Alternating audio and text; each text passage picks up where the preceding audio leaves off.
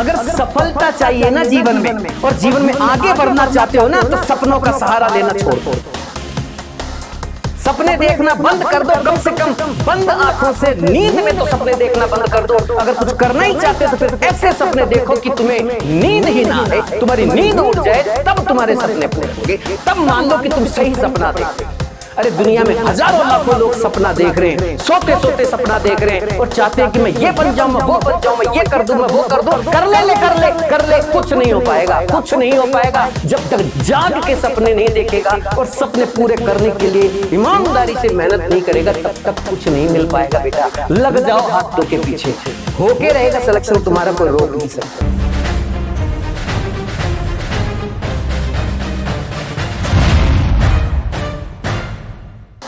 Trick से काम करना, वहां वो कोई ऐसे नहीं है कि मैं पेपर दे दिया तुमको, बेटा कर ले शाम तक दे देना, ऐसे नहीं होता। वहां फिक्स टाइम में करके देना पड़ेगा।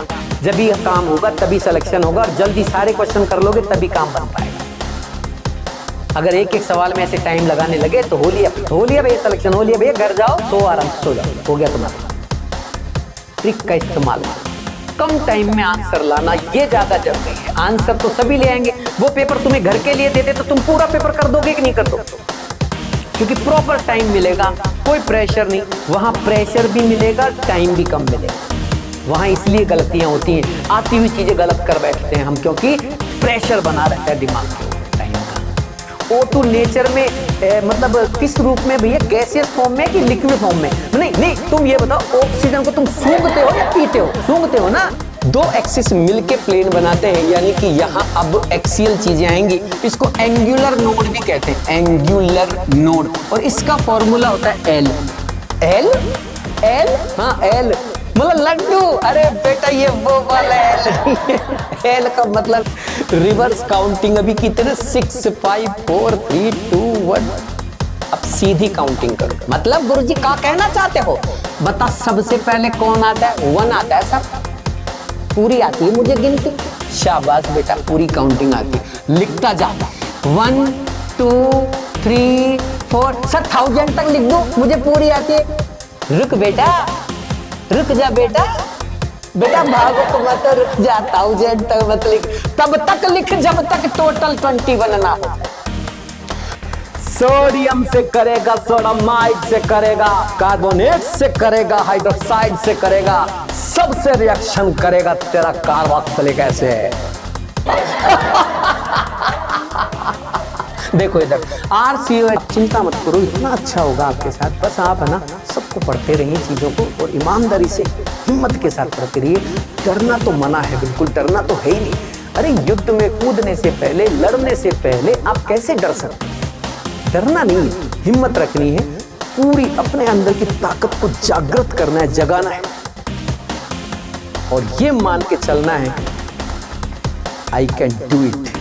मैं कर सकता हूं, मैं कर सकता हूं, मैं कर सकता हूं, मैं कर सकता हूं, मैं करूंगा चाहे कुछ भी हो जाए। मैं इसी साल नीट फाइट करूंगा।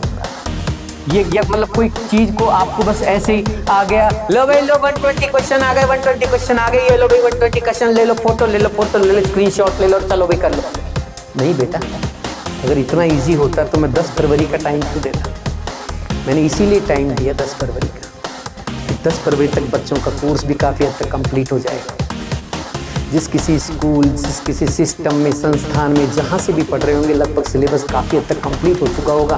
तो एक बर्डन खत्म हो जाता है कि मुझे स्कूल जाना है, मुझे स्कूल जाना है, मुझे वहाँ जाना है। अब घर बैठा है, आराम से वो पूरे दिमाग के साथ इन क्वेश्चंस को सॉल्व कर लेगा। इसलिए मैंने 10 फरवरी रखी थी। थोड़ा बच्चे के ऊपर बहुत ज़्यादा बर्डन नहीं होना चाहिए कि भाई मुझे कोचिंग भी जाना है, मुझे वहाँ भी जाना है, मुझे वो ट्यूशन भी पढ़ना है, फिर घर आके पढ़ना है, फिर ऊपर से ये वीडियो और आ गया तो क्या क्या करूँ।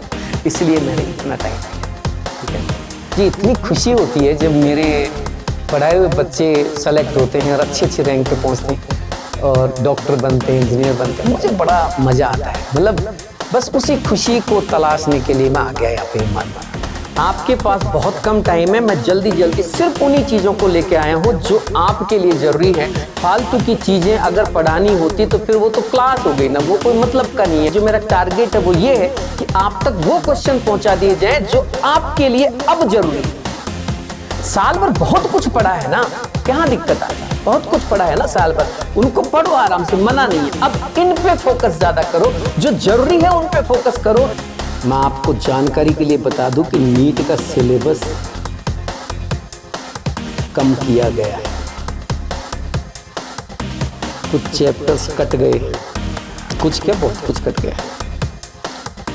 अब इसमें राजी होने की जरूरत नहीं है, खुश होने की जरूरत है। आप समझ नहीं पा रहे पॉलिसी को, चाल को, लेकिन क्या जो तुम्हें आता है वो नीट में आता है? बस इसी बात का ध्यान रखो। जो तुम्हें आता है, जो हमें आता है, जो हम पढ़ रहे हैं, जो हम पढ़ा रहे हैं, क्या वो नीट में आता है? जो नीट में आता है वो ज्यादा जरूरी है, उस पर फोकस करना ज्यादा जरूरी है, क्योंकि अब टाइम एक्सपेरिमेंट का नहीं है, अब तो कुछ कर गुजरने का टाइम है, क्योंकि कुछ ही महीना बचा है, एग्जाम आ रहा है नीट का सामने। किसी के बहकावे में आने की जरूरत नहीं है, ना मेरी माननी है ना किसी और की माननी है। अपने दिल की सुनो, अपने मन की सुनो। नीट के पेपर उठाओ पुराने और चेक करो कि किस टाइप के क्वेश्चंस पूछे जा रहे हैं। असलियत खुद ब खुद सामने आ जाएगी मेरा बच्चा। अगर देखो तो यहाँ एक क्वेश्चन लिखा हुआ है, लेकिन इस क्वेश्चन को समझाने में मैं आपको पूरे कॉन्सेप्ट जो यहाँ यूज होने वाले हैं सबका इस्तेमाल करूंगा। एक भी चीज ऐसी नहीं छोड़ेंगे जो नीट और जेईई के लिए इम्पोर्टेंट हो। बहुत ही ध्यान से समझना है। ये मान के चलिए कि इस पेज से कम एक और ज्यादा से ज्यादा 2 सवाल तक मुझे इस बार एग्जाम में दिख रहे हैं, चाहे वो मेडिकल का एग्जाम हो चाहे इंजीनियरिंग का। देखो ना, मानना ना मानना तो आपकी मर्जी, और मैं भी ये कह रहा हूं ब्लाइंड फेथ नहीं,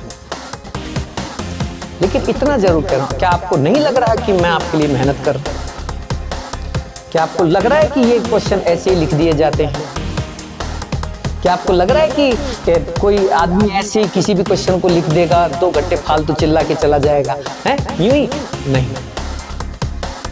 अगर इतनी बड़ी बात कही है तो पूरी ईमानदारी से कही है, पूरी मेहनत के साथ कही। बिना मेहनत के इतना जोश और इतना आत्मविश्वास नहीं आता। और मैं आपके लिए इतनी मेहनत कर रहा हूँ और इतनी मेहनत और करूंगा कि आप मजबूर हो जाएंगे मुझे लाइक करने।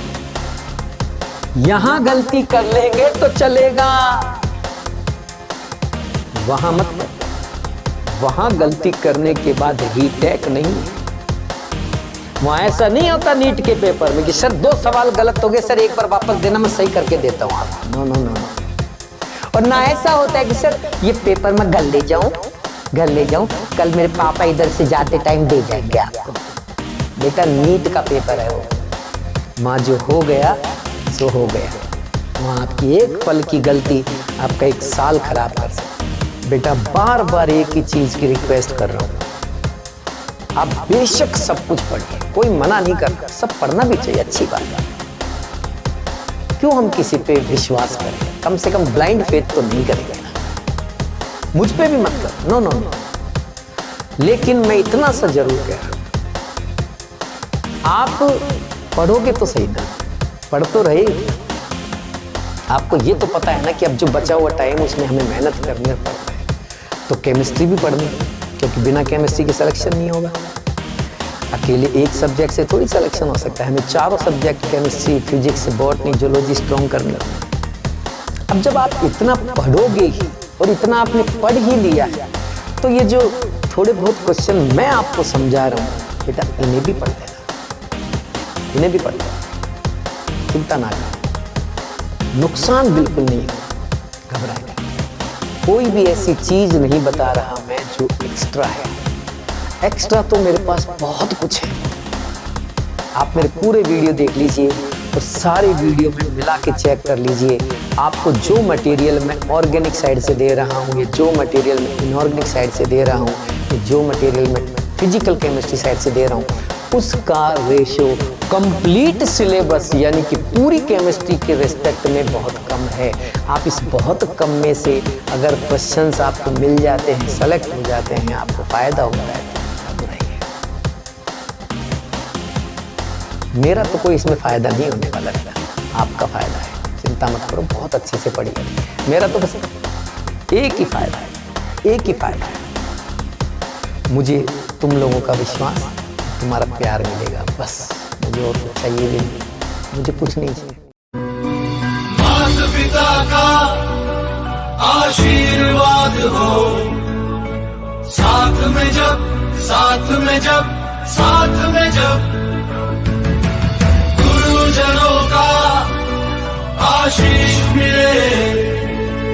हर बात में जब, बात में जब, बात में जब बाधाओं से फिर कैसा डरना यारो। हर बाधा का हल हो अपने हाथ में जब। करना है कर लेंगे, कर सकते हैं। अपनी तो बस यही जिद है हर हाल में अब। बस थोड़ी सी दूर दिखाई देती है मंजिल, अब भरपूर दिखाई देती है। लो रणभूमि तक आ पहुंचे अब तो यारो। पांचजन्य की गूंज सुनाई देती है। बस थोड़ी सी दूर दिखाई देती है मंजिल, अब भरपूर दिखाई देती है। लो रणभूमि तक आ पहुंचे अब तो यारो। पांचजन्य की गूंज सुनाई देती है।